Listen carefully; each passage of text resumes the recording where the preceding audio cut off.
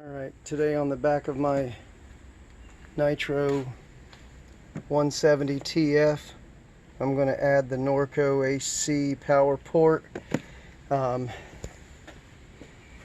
Looking at my boat, come around the back, there's a little step or seat. Come right down here into the transom area, there's this sidewall. I've already inspected it. If you come around here into the engine compartment, there's nothing behind there except the location of the other battery, which is going to make it perfect because I'm going to end up putting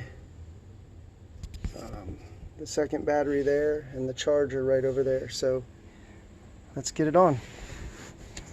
What you need is a 2-inch hole saw and some painter's tape. The painter's tape you just want to put on there everywhere the saw may touch, just to keep it from spider cracking, chipping and flaking. So let's get the tape on where we want it. Okay, I got my tape on.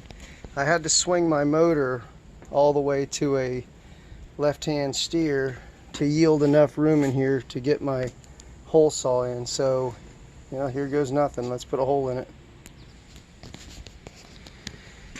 Okay, got the hole cut.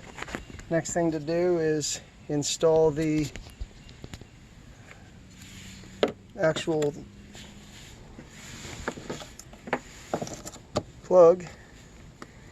Now I'll get my 3 self-tapping screws and I'll get them started.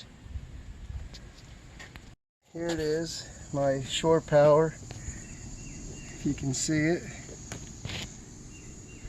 I'll now be able to, when my charger comes in tomorrow, put it right down in there. Nice and clean, nice gasket, and that's it.